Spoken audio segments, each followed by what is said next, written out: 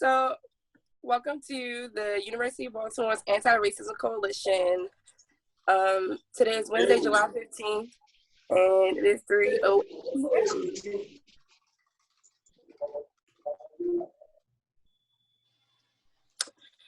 Here's our agenda. Just going to roll through really quickly. This is our mission. It's kind of a lot, so we have everyone who got this invitation has the agenda. So please feel free to read the mission and the purpose whenever you get a moment. We took our time to create it, so it's really nice. Our values are community, accountability, restorative justice, and equity. And then here's our agenda for today. We have the consent to record. And at 3:30, our special guest, Trevor Ebert, will be talking about his experience with the People of Color Coalition at UB in 2015. And then we will have some discussion after he is finished speaking, after we do like a Q&A about representation at UB and the Police Academy. And then we're going to move on to some structural business with the UB ARC. By creating committees like a survey team, a research team, outreach team, and an international student and tuition support. So just to go over that before we go into the new school year. And then in closing, we'll have a parking lot, which will be, the section to talk about new ideas that we will tackle later. And then we will also go over some upcoming things that we have going on, like the rewriting of the People of Color Coalition with petition, with addition to the demands from the Black Law Student Association here at UB. And then our next core meeting is on August 12th, and then the next general meeting is on August 19th. So hopefully everyone is here can be present at the next general meeting. Is everyone okay with the agenda? Does anyone want to add anything or possibly to the parking lot area? I do have just one thing to add. I may have to step away at before 4 because I do have another meeting as we discussed. So if that's okay with you all. Yeah, that's totally fine. We will definitely be in touch after this meeting, so that should not be an issue. Okay. So Mabel, would you like to go over our house rules as to how we will be going over like the communication process? Yeah, basically, as we move through the agenda, and if you want to speak, you can either use the raise hand feature or just go into the chat and type the word stack. It's probably a little easier if you just do it that way as opposed to the raise hand feature. But if you have, if you can't access the chat for whatever reason, the raise hand is fine. And basically, Torianne and myself are just going to keep an eye on the order of people who would like to speak, and the way we're going to do it is a progressive stack. So people from historically marginalized backgrounds are going to be shot to the front of the line and be able to speak first.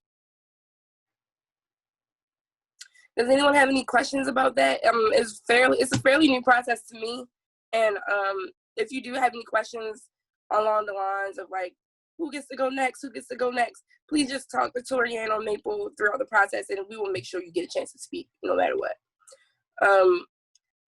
So yeah, everybody good?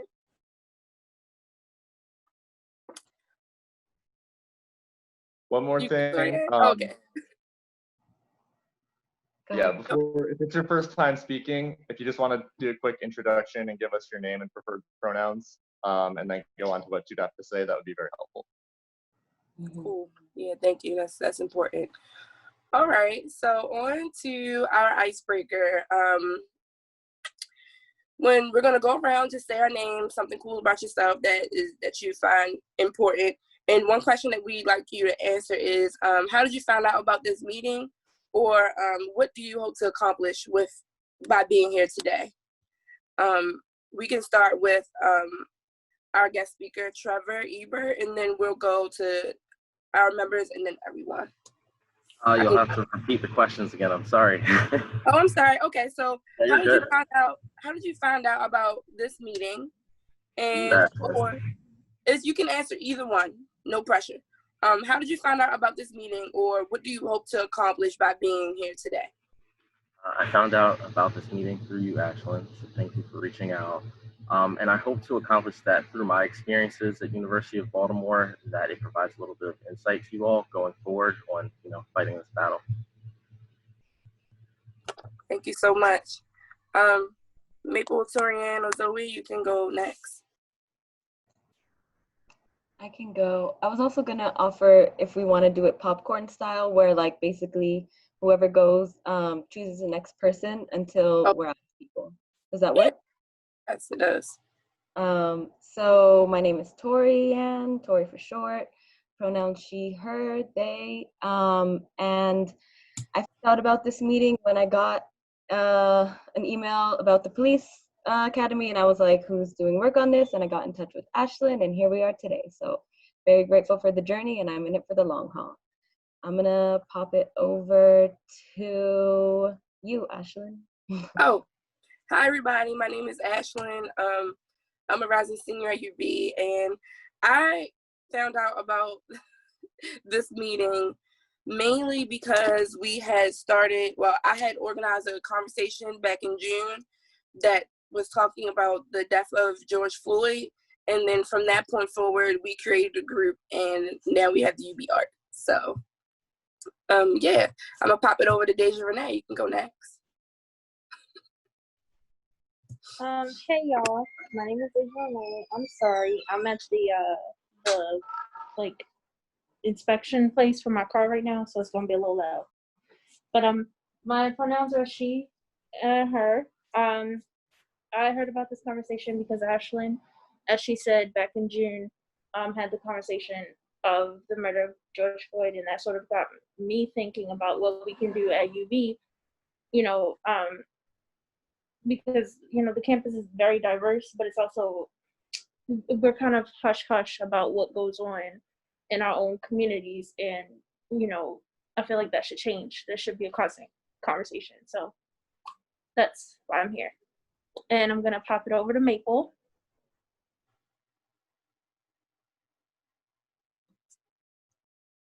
Hey everybody, Maple here.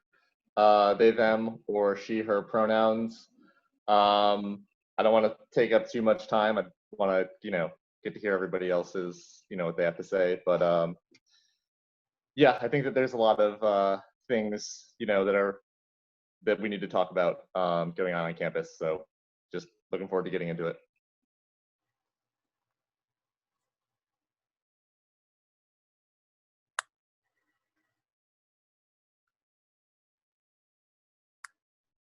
You gotta pick a person too, Maple.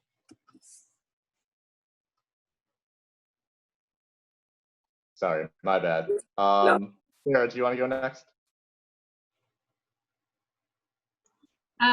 I'm Sarah Gilchrist. I'm a librarian at RLB and a student. And I heard about this because of the discussion that was had with the history department. My pronouns are she, her, hers. I hope that we can accomplish, maybe not just in this meeting, but in general, creating a connection point for faculty and students and staff, since it is hard to tell what's happening on campus sometimes. Hopefully this group can help share information. I'm gonna pass it over to Justin Holloman. Hello, everybody. My name is Justin Holloman, professor at UB, and also the silent advisor to this organization. I found out about this wonderful idea from Ashlyn when she reached out to me, Prescott, and Dr. Davis about doing a conversation we had back in June. It was a great idea, and I'm ready to help reach the goals and aspirations of this organization. I'll ask, who hasn't talked yet? Let's see. Professor Hudgens. I'll go that way. Well, thanks, Justin. I'm Nicole Hudgens. I'm a colleague of Dr. Davis in the history program. And really just thinking back to when I was in college, I was sort of overwhelmed with being in college, and I didn't seek out a group like this, and I've always regretted that. So now, as I've told Ashlyn, this is kind of my second chance to just be an ally in a group that wants beneficial change. So here I am to listen. And I will pass it on to, how about Hugh Norco, if he's there. Yeah, I am. Hi guys, I'm Hugh Norco. I heard about this, I think, through SGA. Ashlyn reached out to that organization. And I forgot what the other icebreaker question was, but I'm happy to be here, and I just want to make sure I'm helping out with this issue any way I can. And I thought that this organization would be the way to do it. And I will reach out to, let's say, Christy Moore. Hi, so I'm Christy Moore, she, her, hers. I found out about this from this meeting today from Ashlyn, and I wanted to join just to listen. So I will kick it over to Anthony. Hi, Anthony Butler, he, his, Director of the Center for Student Involvement here at UB. I heard about this meeting from Ashlyn. I've been plugged into these conversations, certainly the People of Color Coalition in 2016 and some of the activities coming out of that on campus following. And I'm interested in this discussion. I am profoundly committed to finding ways that I can engage as an ally and support the work of this and other groups in whatever ways possible, both through my role in the Center for Student Involvement and just as a staff member at UB and as a human being. I want to be part of this work.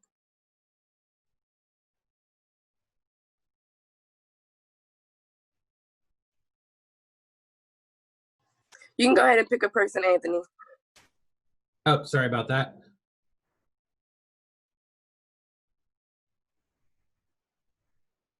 How about Zoe? Hi, everyone. I'm Zoe, pronoun she, hers. And I heard about this meeting through Ashlyn in our discussion about the death of George Floyd. And today I'm really interested in learning a lot about the People of Color Coalition from 2015 and learning from Trevor's experience and where we can pick up where they left off. I'm a master's student and I'm also interested in seeing where other students are in their journey and how we can get them involved and leverage their interests and passions and skills for this movement. So with that, I will call on Nija. Hey, hi everybody. I'm Nija. My pronouns are she, her. I found out about this meeting from Ashlyn. I've kind of been in communication with her since the beginning of June, and I don't remember what the other question was. But let me look at the list and see who I'll move on. I'm gonna call on Catherine Burgess. Hey everybody, my name is Catherine Burgess. My pronouns are she and her. I am a rising 3L at the University of Baltimore Law School, and I found out about this group through my work with the Lawyers for Liberation Coalition and the Black Law Students Association at UB. I'm gonna popcorn over to Felicia.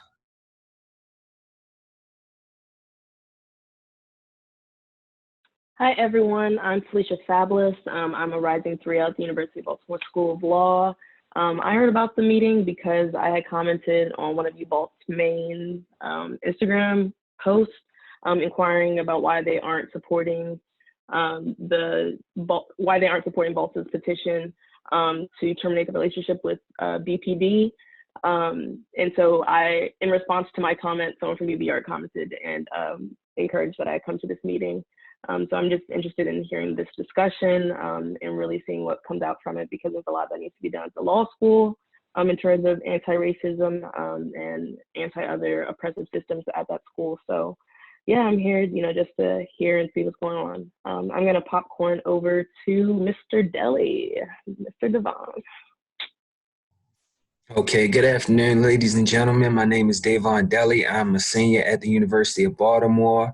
I want to say thank you all for inviting me to this meeting and welcoming me to be a part of this coalition. I want to give a special shout out to Ashlyn. She's doing a fantastic job, and the rest of the other leaders who have been doing an amazing job with sharing information and keeping me up to date, and everyone else. I'm tremendously supportive of this coalition and plan to be a great supporter in any way I can. And I will give it off to Hugh. He already went. Oh, okay. Rory. Hi, I'm Rory. I use he, him pronouns. I'm just here to listen. Thank you for giving me the opportunity to do so. The next person I see who hasn't spoken is Megan Horn, I think. Hi, I'm Megan. If you hear like a little human's voice, it's my niece. Sorry about that. Pronouns are she, her, and I heard about this meeting from Ashlyn after joining in on the discussion about the murder of George Floyd. And I'm here to mostly listen and help uplift the voices of those who have been silenced and diminished, and also just kind of learn more about things that I can do to fix this system that everyone's contributed to. So I'll call on Taylor. Hi, I'm Taylor. My pronouns are he, him. And I found out about this through an email I received from UB. And so I went to the website to find out more about this, and I just want to learn how I can get more involved. And I'll pass it off to Victor. Hello, everyone. My name is Victor. I am a rising senior undergrad philosophy law and ethics. I learned about this group from Taylor. He sent me the link after he checked out the email, and I was down for it too. Something else was happening. Like even today, like something happens each week in America. Unfortunately, maybe to a person of color. So it felt like we were always having these conversations. So I felt like at that time everything was useful. Like nothing didn't help us get our message out there to somebody. Even one person was more than enough. Because like, again, you all understand the dynamics of UB. We're a community campus. It's a lot harder for us to do things compared to other institutions. Can I maybe like, I guess in terms of like being supercharged and politicized, like where was that, where did taking a more political stance not afford you to get into certain rooms that you may have been able to make progress within, but because you took such a political stance, they didn't even let you into the room? Was that something that happened? No, I don't think that helped us. Yeah. Interesting. I think, we didn't, you know, I'll give you this example. A good friend of mine who went to UB,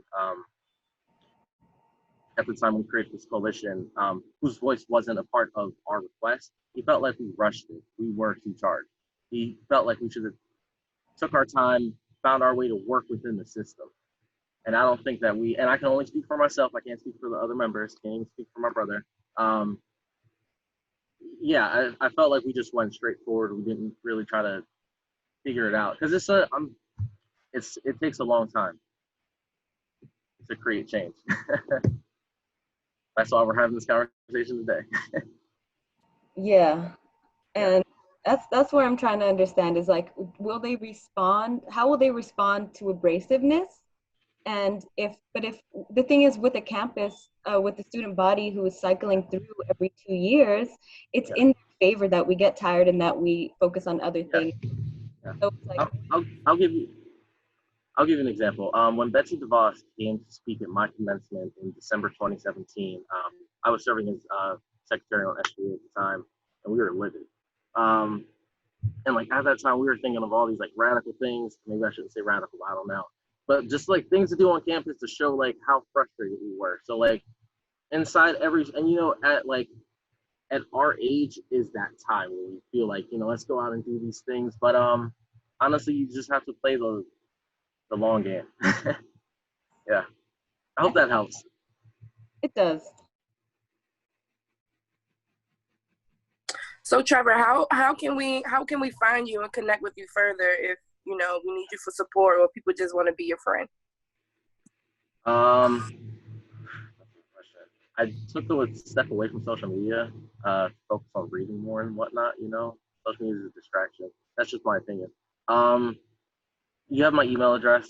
Feel free to share it with the group if they have any additional questions. I hope this was helpful. You can also, I have a LinkedIn, so search me on LinkedIn, follow me there, message me. But yeah, you can share my email with the group. I don't have a problem with that. Cool. Thank you so much for coming and being here. You can stay for however long you feel comfortable. We're about to go on to our next topic, which is representation at UB. Yeah. And Torianne has some graphics for us, just so we can see what the data is. And thank you for coming so much. We really appreciate you being here. And this conversation helps so much because now, we're kind of starting to have the tools to recreate this and actually, get some real accountability from it. Yep. And I'll leave it with this. Again, it's a lot. We're only students, but for so long. And, once we move on to our professional lives in the real world, you'll find that work never stops.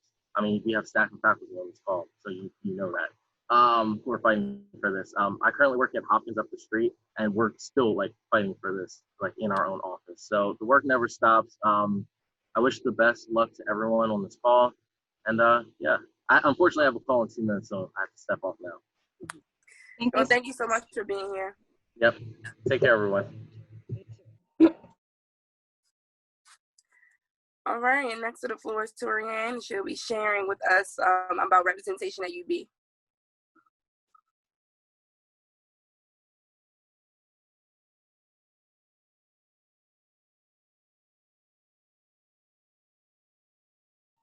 Sorry, my mute button got moved. So can everyone see my screen right now? So we all know that UB is a very diverse campus, but we don't see that representation reflected in all aspects of the university. So I did not make this graphic, and I plan on making a lot of infographics that show the disparities within the university, but this one is just one that I found online. And it shows that nearly half of our students are Black, 32% are white, yet over 60% of our professors are white, and less than 30% are Black. So this is, it's pretty clear the disparities here. And this doesn't take into consideration the funding of these different departments, what the racial demographics look like within each department, and a lot of other things that we want to get information on. And one of our members, Zoe, actually compiled some resources based on information that we wanted to seek out. So we're looking to collect demographics around race, income, geographic area as in relation to students as well as professors.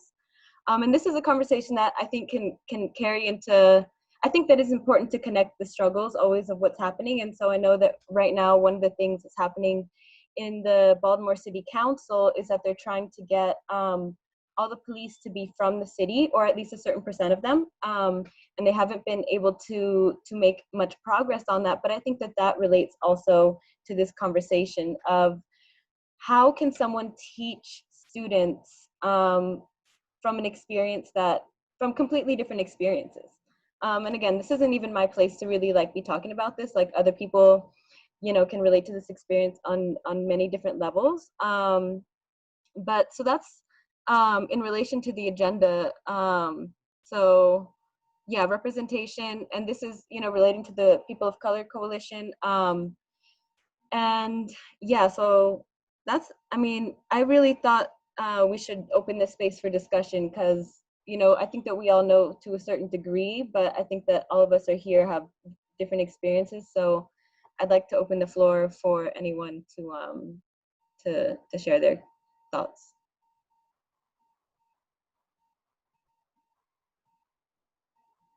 Or anything.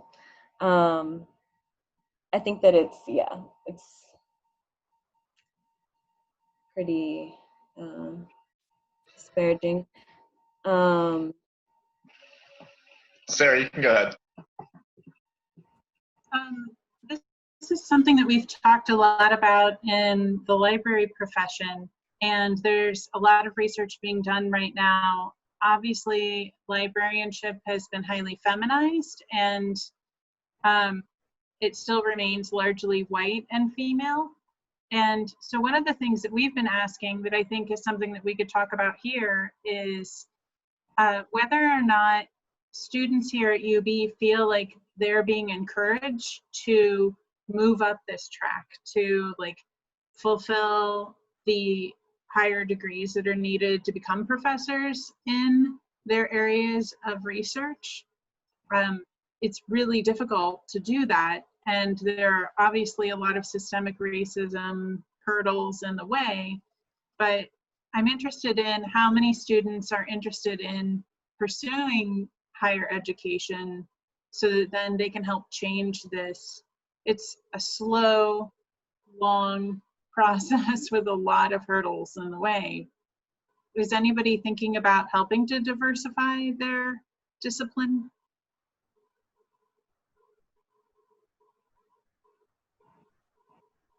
I put a comment. Was that a question? Oh, sorry. I was just wondering if that was a question for other professors that are in the chat, or if that's for everybody.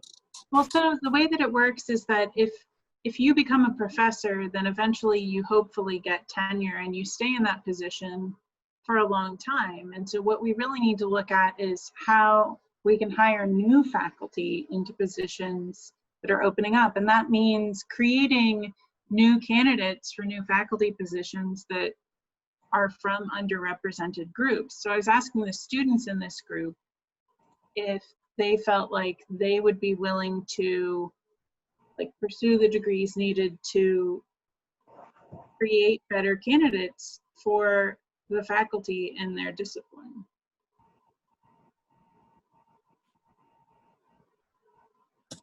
I personally feel like if you be offered a specific type of major, let's say, for example, women's studies, people are already interested in that. We just don't have it.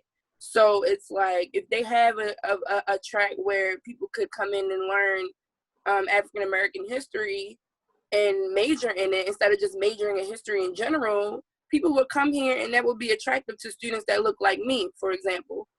I feel like when it comes to hiring new faculty, UB can get a little lazy and say, oh, we don't have the money to pay them.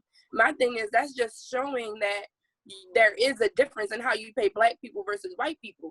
And I feel like when we had a town hall in December, I believe, with Kurt Schmoke and the police commissioner, and the student asked him personally, like, why is there no Black professors in the history department? And this particular student was in class with me, and we had class with Dr. Davis, who was teaching African American history. He's great at it, he's wonderful at it, but she is still angry at the fact that the person who was teaching this is not a Black person. And we have so many people out here who have the capacity to teach this course. And we had this conversation in class, and it's just like, you know, what is the issue? Instead of Kirk Schmoke, you know, addressing it directly, you know, addressing the question, he pointed to someone else and was like, you can ask her. And we're just like, but no, we're asking you. You know, we already had the discussion in class. You know, Dr. Davis knows we love him. We know that he knows what's up, but we're asking you, you know, what is the real problem here? And, you know, instead of them just addressing it head on and being like, this is the problem, or this is what we can do to fix it. It was more so like, oh, go talk to her, who has nothing to do with anything. So, hey, Ash, let me add to it for a second. Mm-hmm. Go for it. Yeah. And I think part of the problem as well is we're not that far removed.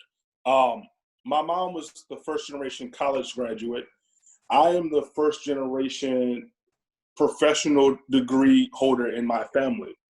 As an African-American attorney who also wants to teach, a lot of the institutions require a terminal degree, whether it's a PhD, a Juris Doctorate, something along that line in order to be employed as a professor.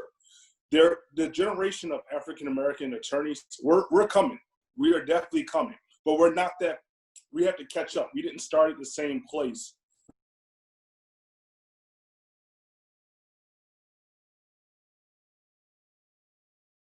That was within our lifetime, within our parents' lifetimes. So we're catching up, bridging that gap. And I can tell you for sure, Ashlyn, that if I ever get into a position of hiring at UB, that's going to be a position that I'm going to take. I want to see more professors look like me. As the diagram that Torian displayed, if our student body is majority African American, then the professors at that university need to mirror the student body. And that'll be something that I would take up as my goal and aspiration for any department I was ever head of, is to make sure that my department looked as if it did. If that answers your question.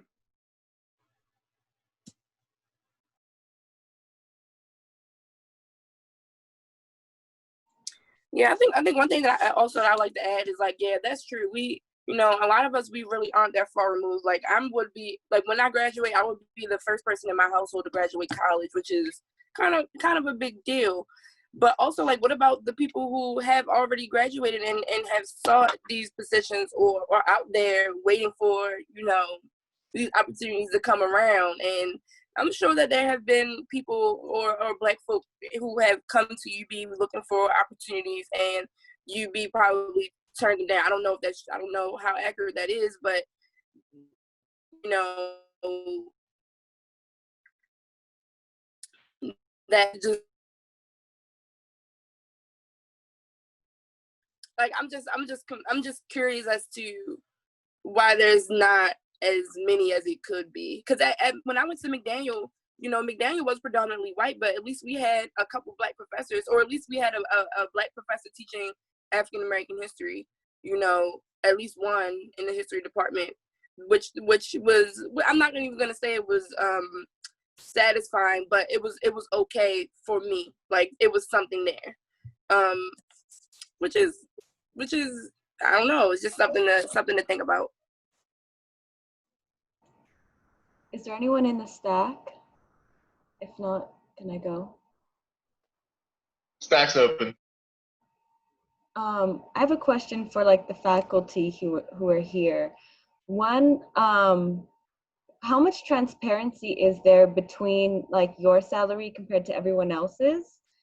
And two, how hard is it to change the curriculum? Like, I think that if we're advocating for people to fill these positions, but those positions are not fulfilling work, then should that really be our goal, or should it be to make it a fertile ground for professors to share knowledge?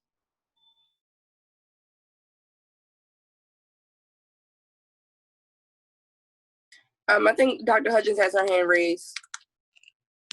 Orianne, those are good questions, because you're getting into the weeds of how academia works. So you asked two questions about the curriculum. It's kind of a long process where an individual faculty member working with her chair and her other faculty proposes a new course or a new program or a change to a course or a change to a program. And so we fill out paperwork for that, our chair signs it, and it goes to the curriculum committee in the college. And then that table of faculty and administrators sits around it and decides whether to give it the green light to the next step up or not, to send it back, you know, for revision, or if something's wrong with it. And it can get very political if other faculty think that their toes are being stepped on in terms of turf, you know, etc. So if all goes well, it eventually gets the stamp of approval from the provost and becomes new curriculum. In the case of a class, it becomes a new class the next year. For a new program, then, you know, the librarians weigh in and the system weighs in. It goes beyond the provost to the system, because the system doesn't want to see duplicate programs on multiple campuses. So in a nutshell, that's how it happens. So new programs, it takes a little longer, but it certainly can be done. I will tell you that up until now, summer 2020, we in the College of Arts and Science have been discouraged from proposing new programs by our provost and our deans for political, financial, and strategic reasons. So I'm hoping that I'm really hoping that that changes, because it's no fun to have like students want to do A, B, and C, and you don't have the support to put in the paperwork to offer it. I'll give you two examples. I'm largely a French historian, and I thought about a course, maybe it's called something like Black France. And so it would kind of combine lots of different interests, and there's a lot of interesting reading on it. But up until now, I have been discouraged from requesting a new course that is not required for the major, or that is not required for general education. We've been streamlining down to the bone. Right? Another course that I'm really thinking about that would be so much fun is historical biography. Because I think in terms of reading, like often historical biographies are like on the top of the New York Times bestseller list, right? So how do we teach our students who like to write to combine their writing skills with research to create biographies about, for example, men and women who have not been written about before, so things like that. So that's what I can tell you about the process. Thank you for sharing all that.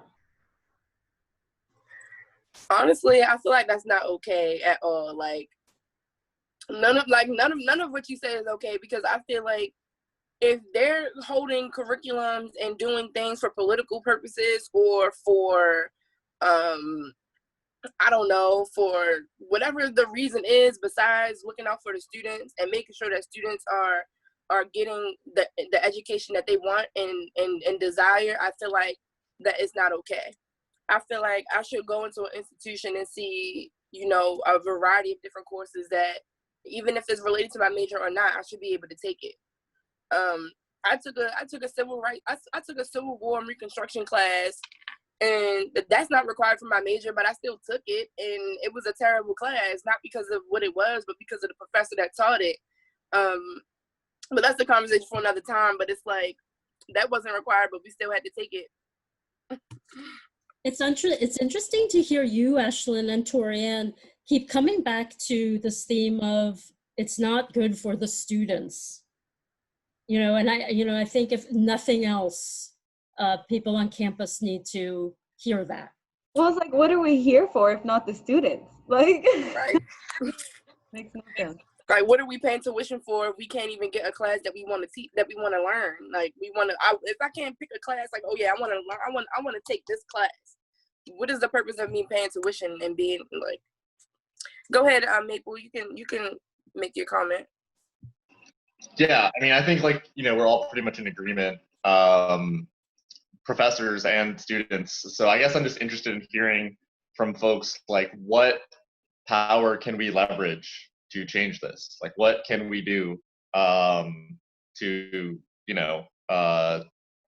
put pressure on or whatever to actually make some substantial changes? And we've got Rory on stack.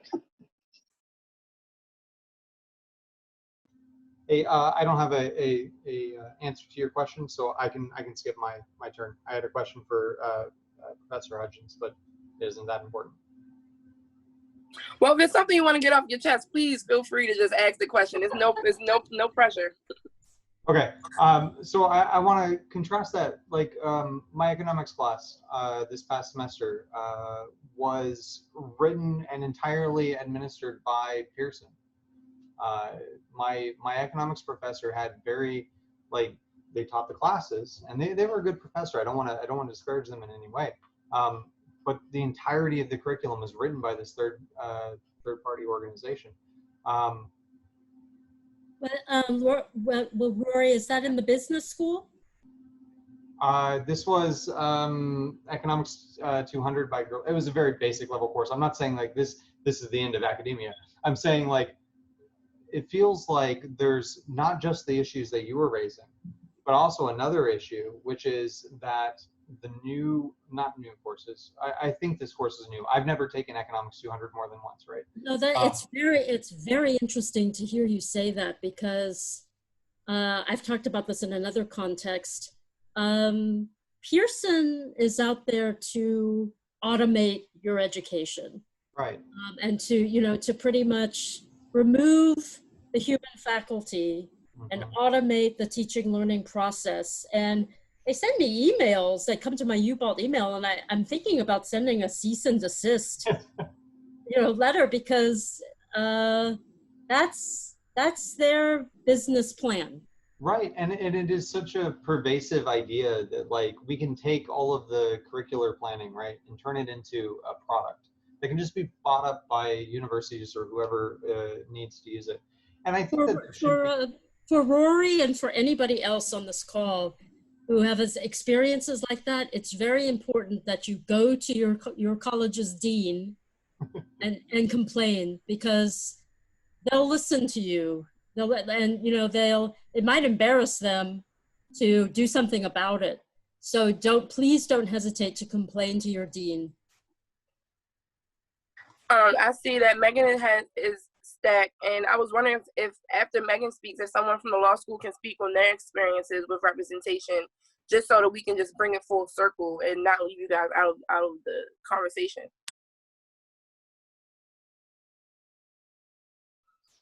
So I kind of had a question.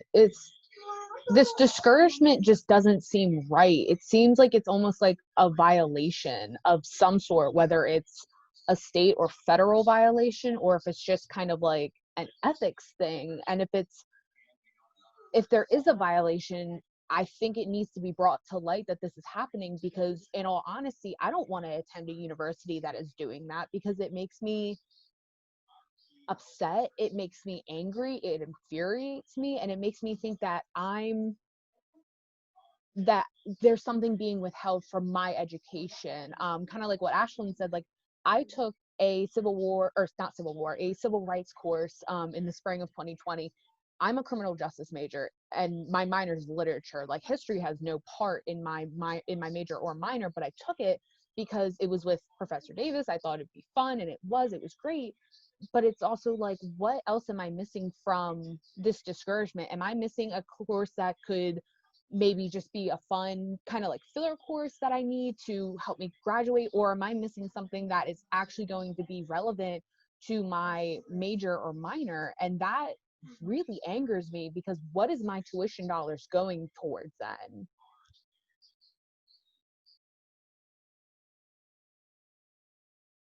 No, that's a legit like concern, in my opinion. And I feel like we should try to find a way to plant that seed in as many people as possible, so that we can get together and do something about it. And I'm sorry, did I cut anybody off? I'm sorry. Yeah, so it's just so interesting to hear Megan say that.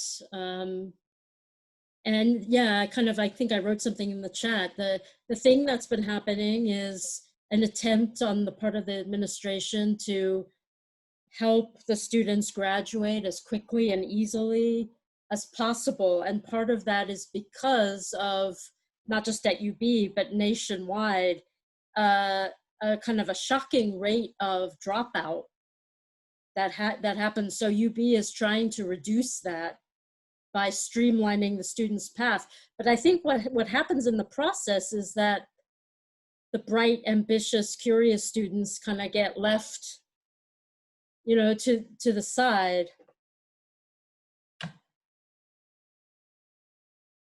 Does anyone from the law school want to talk about their experiences with representation? I think I'm the only one here left from the law school. So I'll just speak briefly on representation. We have very few professors of color, Black professors at all. And that's challenging, because when you are a law student, like I was telling you, Ashlyn, the other day, you rarely get to see yourself. I don't know if I told you this. I don't know who else I was telling this. But you really get to see yourself in the law in a positive light. And so it's difficult to see, especially as a Black person, to, always have to read about yourself in these ways that are just like, you're either being, like you're a slave, or you're in this, being taken to prison, different things like that. You always get to read about the negatives of what happens to people of color, and never anything positive. And so that can be difficult when you have very few Black professors who are able to, have those conversations with you. And then secondly, we don't have, and I think also an issue at UB Law is that we don't really have a lot of classes that are dedicated to anything besides like the classes that you really need, to pass the bar type thing. And so we do have one class that is offered, Race in the Law. And I think that class is great. It's taught by Professor Higginbotham, but I think that we need more, which is why Black law students, we have been demanding that the course offerings be more diverse, different topics in the law. Everything in the law doesn't have to be so, basic Black letter law classes. We can talk about how the law affects similarly situated plaintiffs and defendants based on their race, sexual orientation, religion, different things like that. And so that's what we've really been demanding at the law school this past summer. I have a question. So, and you're a 3L, right? Yeah, I'm a 3L now. So at your time at UB, like at UB Law School, have you or anyone else actually took the time to speak up in class and be like, yo, I don't want to learn about this, let's talk about something else? Or does the conversation ever change and shift?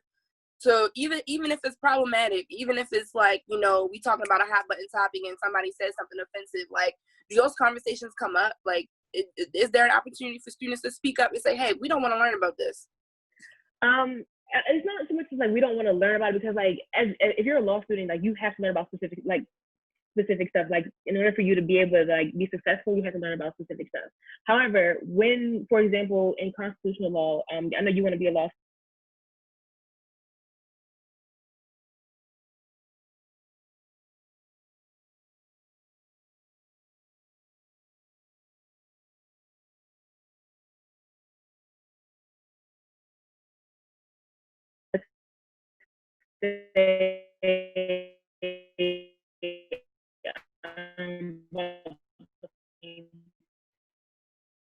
Third Amendment thing. There was an instance where we were in class called legal theory, and talking about poor people, different things like that, and comments from white classmates can seem to be so insensitive. And I think that you take that time there, especially me as a Black student, because I think that's my time to be able to state my opinion and be able to basically just say like how what you're saying affects me, because it's not that it just it's not just somebody you're reading in a case that this is happening to. This is happening to me, my family, people that look like me. And so I think taking that time to really stand up for yourself, stand up for your people is important in law school, because there's not many times where you have that opportunity. Ashlyn, I can actually also answer part of that question. This is Catherine, also a law student here. Also, in law classes, it's less of an open discussion about topics that aren't pretty much already decided for you. But I think, as a result of the lack of diversity of the staff and the faculty, those kind of conversations are even less so entertained or hosted with grace and with, the proper amount of deference to students of, in minorities and other non-white ethnicities. The kind of diverse opinions are kind of treated with, I don't know, Nija, if you agree with me, but it's just kind of dismissed in a lot of situations because the staff at UB is, majority white staff, and they are used to doing what they're used to doing. And that's kind of some of the things we've been demanding in our work, to be using diverse case law and to challenge the norm, because, times are changing, and we students in the legal profession need to be able to be prepared to handle these kinds of issues as they continue to demand our answers and our reflections and our contemplation. So, Ashlyn, Go ahead. Sorry. It's interesting because your question to me is right in line with what I wanted to share. I mean, I think one demand we should consider is that white professors need to have anti-racism training. I had an experience where in a criminological theory class where we were studying all the theories of crime in the streets. And then when it came to do the chapter on white collar crime, they said, oh, we don't have time for that. And I had actually read ahead, and the first paragraph had said white collar crime has far more abuse on the United States than all the other crimes put together. And here it is, that's the chapter we were going to put aside. So luckily I had an anti-racism coach who was encouraging me to disrupt, and I was going to suggest to the other white people on the call, that's part of, to me, our responsibility is to say, no, wait a second. You know, that's critical that we talk about white collar crime, you know, and not just, you know, the crime happening on the streets. And my first attempt to get them to do that chapter was actually dismissed. Oh yeah, no, sorry, we don't have it. And then I was encouraged again to say it again, and I did it again. And then we did actually end up going through that chapter. So I think, I mean, it's just a travesty that a white person would teach African-American history. They should have gotten a visiting professor, African-American visiting professor, you know, if they're not going to be able to hire people that can do One thing I will say is that we love Dr. Davis because he does such a good job. Like I mean, even like I took maybe like 3 classes with Dr. Davis, and the first thing that he said in the African-American history class, he's like, yeah, I know, I'm a white man, you know. He addressed his privilege head on. And that's what I feel like, even if you are a white professor teaching African-American history, that's something that you have to address. And that's something that he did do, which ended up, you know, making it way more welcoming, way more open.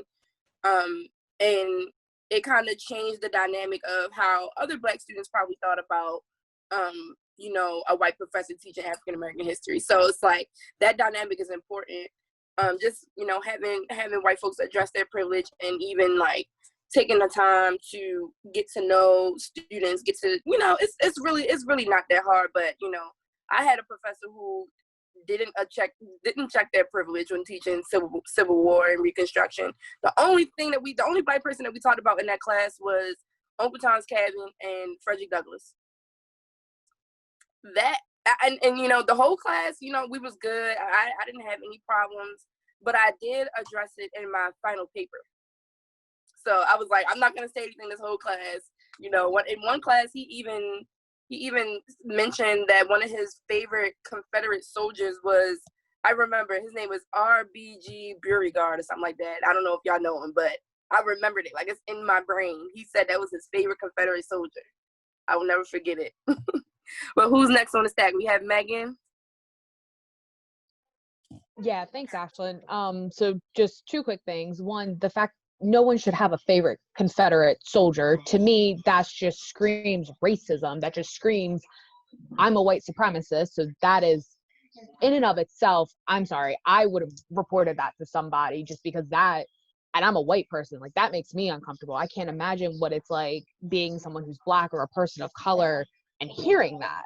But 2, kind of going off of Catherine's point, is that like, has anyone else ever felt that in a class you cannot express your voice because of the color of your skin? Like, I had Professor Davis for a civil rights class in the spring of 2020, and we started talking about the Black Lives Matter movement on our very last day of class, and it got heated.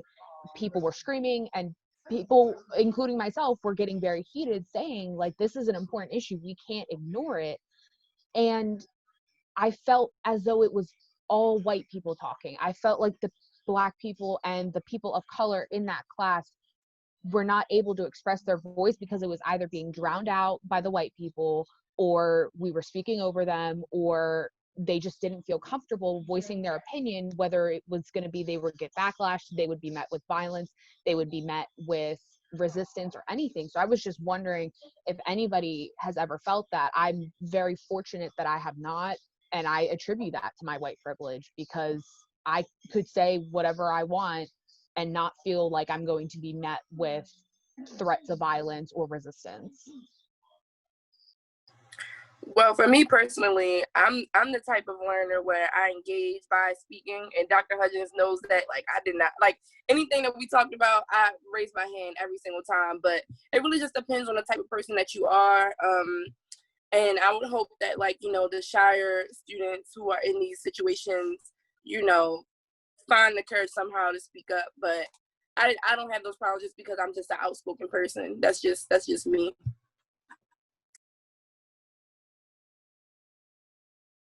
Of course. I mean,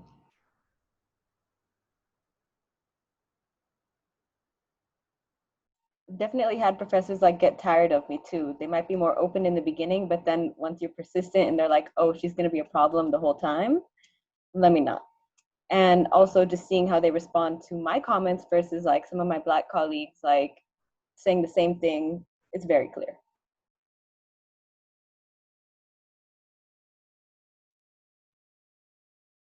We'll move on to Sarah for the last comment, and then we're going to go on to the Police Academy conversation. I'm really glad that we're having this conversation. And I think that there are a couple of things that I'd like to pull out that last discussion. And one of those things is that we try to self-educate and to peer educate on ideas related to inclusion and diversity in the classroom. And we're human too, and we make mistakes. And it sounds like that conversation got out of hand. Ultimately, what you would want to do is something like what you're trying to do in this group, where you make a distinction that before people with privilege get to speak, people from underrepresented groups get to speak. And that might be something that we could focus on. The part of our discussion group is to talk about these sort of things that are just taken for granted as part of the system and to find ways that we can change those things. We have people on this call that are faculty and staff that are responsible for helping to educate faculty, and I think that that could be something that we could do.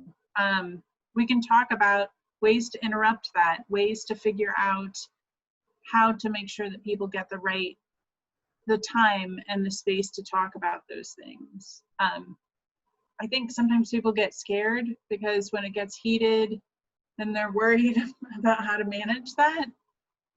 But I'm glad that we're discussing this. I think to me, it's a matter of training and awareness. And the more that we can talk about that and have training for those things, the better our environment will be. Definitely. Thank you, Sarah, for the last word on that one. Naja, are you still interested in talking about the BPD, or would you like someone else to pick it up? I had just wrote down a couple of things about BPD. About the contract, and then about what we're asking for. I'm not sure if everyone's aware, but we created a petition to terminate the contract with BPD. And so I'm just going to give you a few facts about the contract and then what we're asking for. And all of this information can be found on our Instagram, Lawyers for Liberation. I'll drop all like my contact info and all of the petition links and stuff in the chat after I finish. So the BPD contract, it was signed in September of 2019. And from my understanding, students were not informed about what the contract was, and even that BPD was going to be on campus at all. The contract is the lease agreement is for 5 years. And somebody recently told me that there has already been signage put up on the buildings, basically saying that this is where the police academy will be. And the two buildings that they will have access to, like Ashlyn said earlier, will be the Learning Commons as well as the Academic Center, where they will be using the gym exclusively from 6 a.m. to 3 p.m. every day.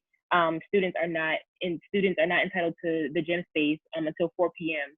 And so, that as well as to be on campus, BPD is paying rent of more than $1.3 million a year. And then if you want to, I think that's a year or maybe for the 5-year term, altogether. Yeah, I think it's for the 5-year term altogether.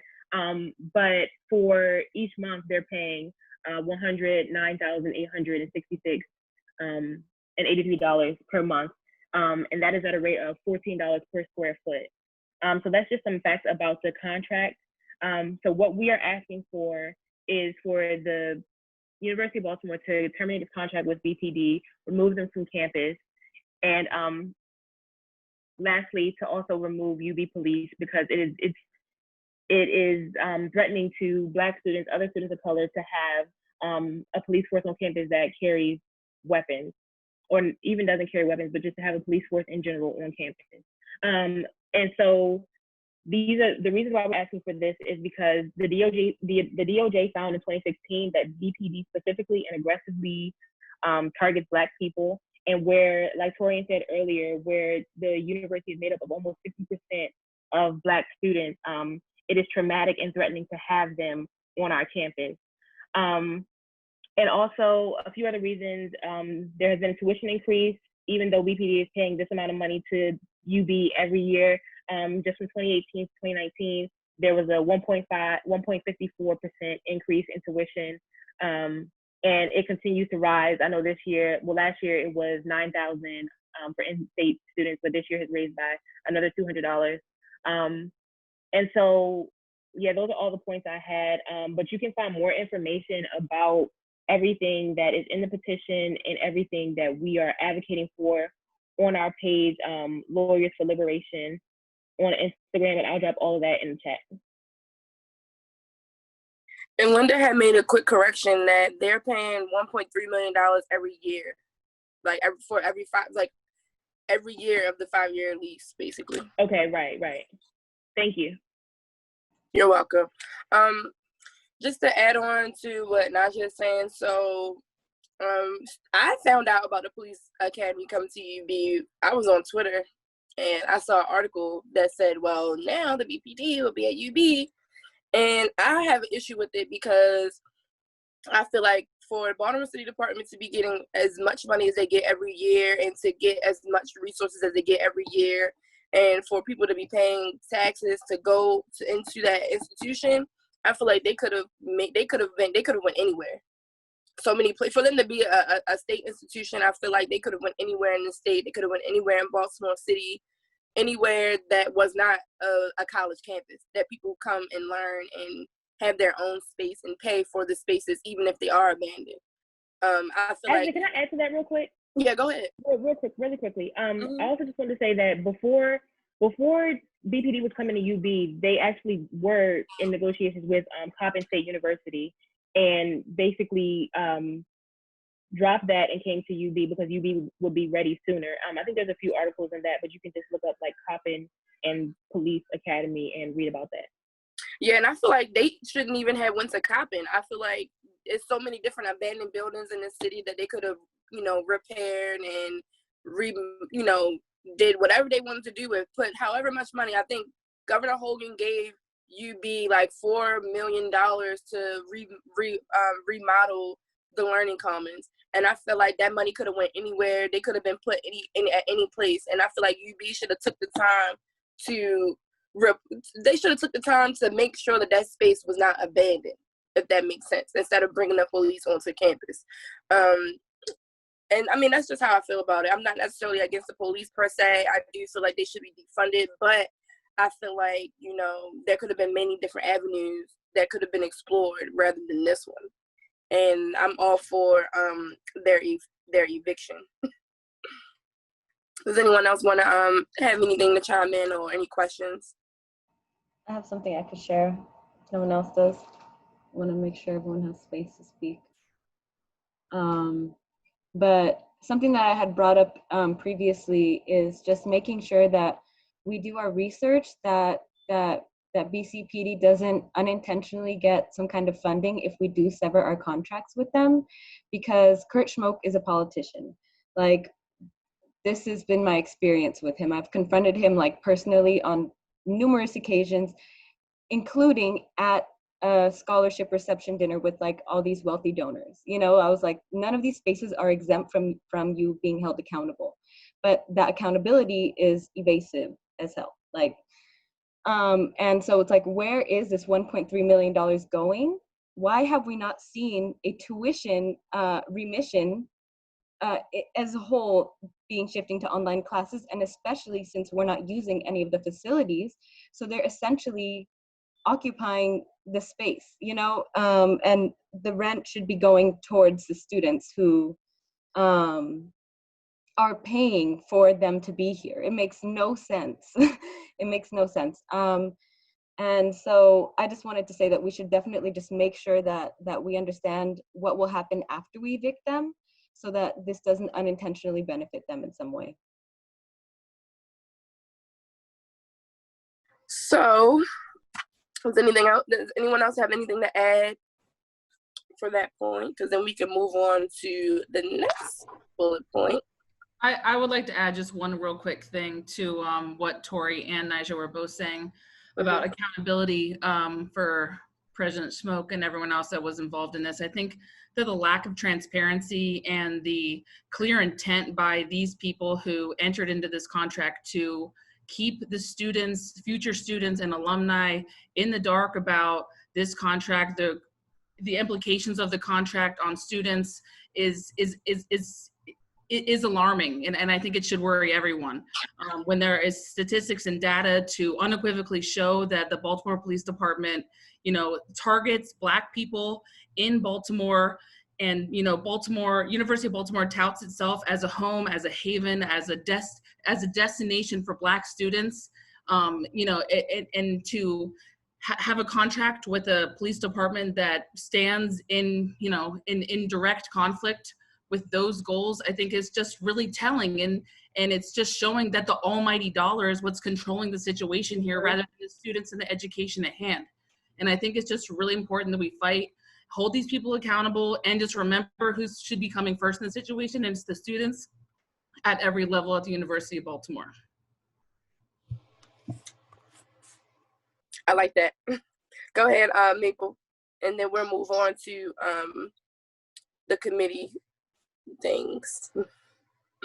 Yeah, I mean, so like, obviously their main defense is going to be, you know, we're doing this for like the economic, you know, the money that it's going to bring into the school, even though it doesn't even come close to covering the deficit that we have. And this is where I think it's important to not be laser focused on UB outside of you know, the broader struggle in Baltimore and nationwide, because I think that a very easy demand we could make would be to divest funds from the $509 million Baltimore City Police Department budget to, at the very least, just cover what the lease agreement is, but like to even go further and to just cover our deficit and, you know, bring in more funds so we can hire professors of different, you know, of different voices. So yeah, I just think that's a demand that we should consider. And I have Rory on stack. What if we could get the divestment funds to go towards a local scholarship for people who live and have gone through school in Baltimore, so that we have a more local representative student body in order to offset the loss of income, whatever that is, from the scholarship. I think that would be a direction that we can get local politicians on board with, as well as the student body. It might not work for university leadership. I don't know. I'm not on that team. I don't know how that would work. But I think that would be a direction that you could go that isn't reinforcing people like me who came to the state. I don't need a scholarship. I don't need additional funding for my education. I have that.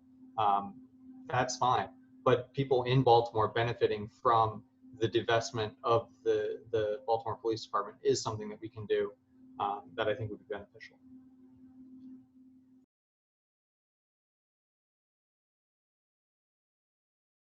I really like that idea. And coming up, maybe we will be able to, you know, maybe you can volunteer to be on a committee so that we can further these ideas and get things on and popping. So Torianne, would you like to talk about the survey team? Yeah, so basically, to move forward in an effective, we've decided to form a couple different committees to centralize our efforts. And so those committees will be, sorry, I'm just pulling back the agenda, the survey team, which will be designing the surveys that will go out to students, because as some of the other faculty have said, there's a disconnect between students and faculty and administration. And so kind of building a bridge for those communications, those conversations to happen and starting that by conducting surveys. Because again, I only speak for myself when I say that, like, we're gonna have to speak numbers to the university. So having these surveys can be one of the tools that we use to show them concrete information as to how many students feel a certain type of way. So that's one of the teams, is a survey team. Another team will be the research team, which will be devoting our efforts to finding information. And that's kind of related to the infographic document that I showed earlier, where we're looking at numbers, we're finding reports, wherever this information that we can use to justify our claims lives. This committee is devoted to finding that information. And then the outreach team is going to be led by Maple. And I don't know if you want me to just give an overview or if you want to jump in. Yeah, I mean, basically at this point, it's just managing social media pages. I set up a Twitter a few days ago, and I would definitely love to have, ideally a Black voice to manage the page and manage and help set up some other social media accounts as well. So if you're interested in that, just let us know. Yes, and I will say that it is labor, so I wouldn't just like, I think that we should all be a part of it, but I think that it is a lot of work, and so as a white passing person, I don't mind putting in that time, but also open for anyone taking over the roles. Because I started the Instagram and the WordPress, so, and I'm also doing like the graphics. So if anyone has insight or things that they want included on any of those platforms, let me know. And moving forward, we're going to be also forming a team to talk about strategies relating to the international students and the statement that was put out by Trump, and making sure that they're supported and that we're able to ensure their safety, essentially. And then also tuition support. So we've kind of mentioned it in different points of the conversation, but the tuition was not lowered despite all of our courses being moved to an online format. And so I think that it's important for us to get accountability on the institution as what money are they actually also saving, right? Like if they're not, or how is that money that they're saving being spent? Because obviously if the campus is not open, that is money that they're saving, and I'm sure in other ways as well. So we've kind of put those together as the international student and tuition support team. And so these are the 4 teams that will kind of be working in smaller groups versus right now we've just been all in one group chat, and it's great and lovely. But it'll help us to move forward at a more concise way. And so those are the teams that we're forming, and I might as well just put the survey now into the group chat here, the Zoom chat, and you can, it's a quick Google survey. If you want to join any of the parts, there's a little sentence next to each one that is like a quick overview of what those teams are. So you can put your email, and then we'll follow up with you about the next steps. I actually meant to have some dates ready for you today, but I'll be following up with those via email, whoever signs up. And yeah. Yeah, one thing that I did want to add was that, like, one of the goals of UB-ARC is to be like a decentralized, student-led like leadership, and with committee-based projects. So like, we're all accomplishing the same goal, but we kind of have to break it down into little pieces and then bring it all together as one. So that's kind of our goal with having the survey committee and the research committee and outreach committee, just so that people who want to be involved can use their skills to basically contribute to the group however they see fit. And yeah, I mean, that's pretty much it. But we are looking for more members, more core members. And if you fill out that survey, we will be in touch with you to, you know, if you want to get involved in any way, anytime commitments you have, you know, that you can contribute, we're open to. Yes. I also wanted to make some space to mention a GoFundMe page that was started for one of the members in our UB community, Aisha. I'm not sure if I'm mispronouncing their name, but I'm going to put the GoFundMe link here in the chat as well. Her family's home burnt down, and she was asking if we can reach out for support. So if you can donate to this fund, or if you can share it on your different platforms, that would really help, because it was their family home of 25 years, I believe. And so it's a pretty devastating situation. So we want to be there to support them. And then I'm also going to put I guess the email for the Philosophy Club is also here. So I'm going to put that here in the chat for anyone who missed it, along with the link to the UB Art Google Drive, which I will be building over time. It just has some key documents in there, including the petitions. Oops, that's not the petitions and the infographic document that I was referencing, I believe. It has some things in there. I see that Sarah and John have their hands raised. I just forgot to take my hand down from when I raised it last time. No worries. John, you can go ahead.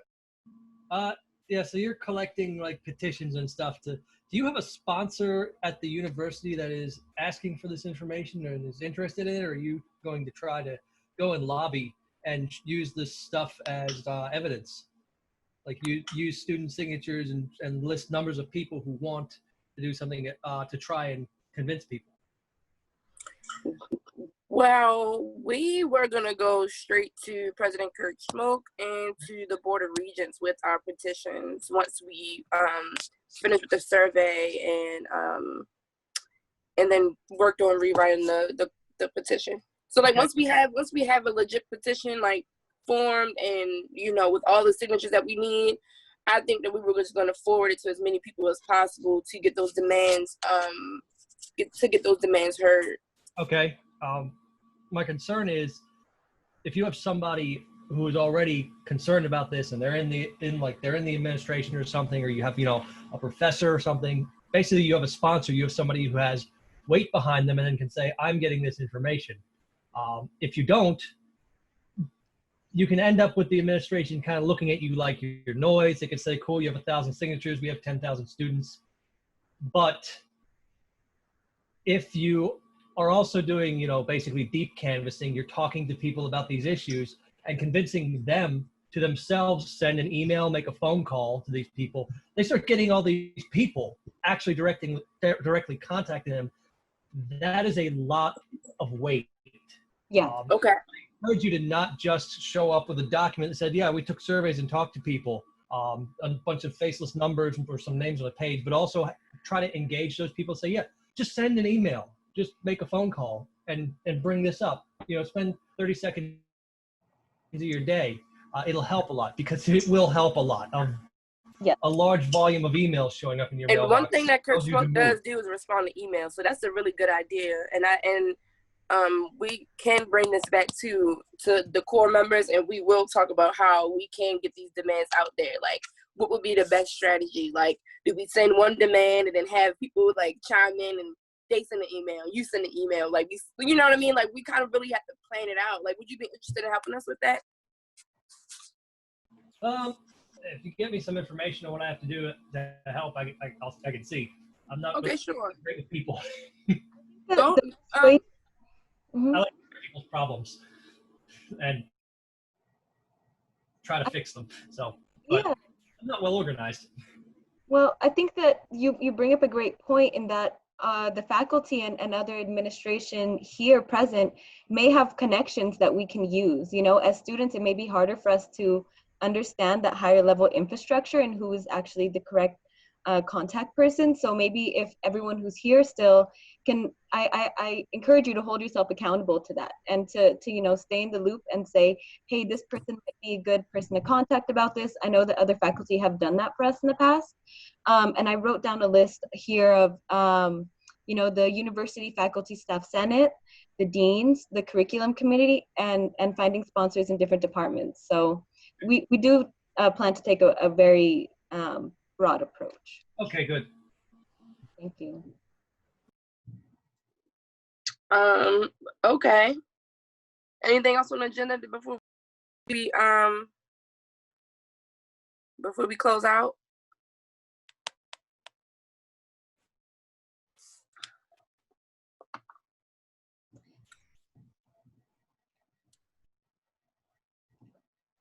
Did we cover everything on the agenda? We covered everything. The last things, I guess the upcoming calendar is we're going to be rewriting the People of Color Coalition petition, as well as planning to meet for the executive board on August 12th. The general meeting will be on August 19th. So if you want to put those in your calendar now, we'll also be sending out calendar invites. But is there anything, I guess, that any final thoughts that people want, any seeds that you want to plant that, we don't have to water essentially right now, but things that we can be weaving in moving forward? One thing I'd like to kind of put in the parking lot is activism training. That's something that we can start working on really soon. And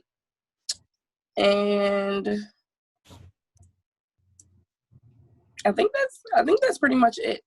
I don't know if anyone saw the little comment that I had written, like, what if UB ARC did a toolkit for professors that included things like the progressive stack and different ways that they can integrate best practices to make an inclusive environment for all students. I like that, Torianne, and I could use that. Mm-hmm. That's something that we should include CELT in also, because they'll be able to help you and work with you and distribute that out to faculty. They're the ones involved in training and keeping faculty in the loop on like instructional practices and different things. So what are they called again? It's CELT, CELTT. Got it. Thank you. Yeah, and they're wonderful. They're great, and I'm sure that they would be happy to work with you all on something like that. Awesome. Do we go over action items? And based on what you said, Ashlyn, I can volunteer myself to reach out to Baltimore Block and the youth for some organizer trainings. Okay. Doesn't need to be an exhaustive list. But I do want to also propose that we co-sponsor the Law Students Association list of demands, because I think those are all great.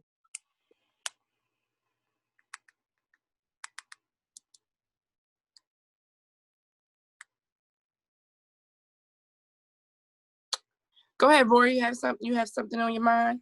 The Baltimore Law Student list of demands, is that something that's been publicly posted here? I just want to read it real fast, if that's possible. You said the petition from the Black Law Student Association? Is that what it is? Yeah, if that's available, I'd love to read it. I posted it in the chat, and it's also available in the UB ARC drive, which I'll link again right now. Nope, I got it. Thank you so much. No problem. Yeah, we can send out like a poll or a survey via email. We don't have to like say that we're going to do it right now, but I think we should do that going, like we should vote on it going forward, I think. We should also send an email, like, well, I think we planned on doing it, like a post-meeting email with all of the things that we kind of talked about. We should do that.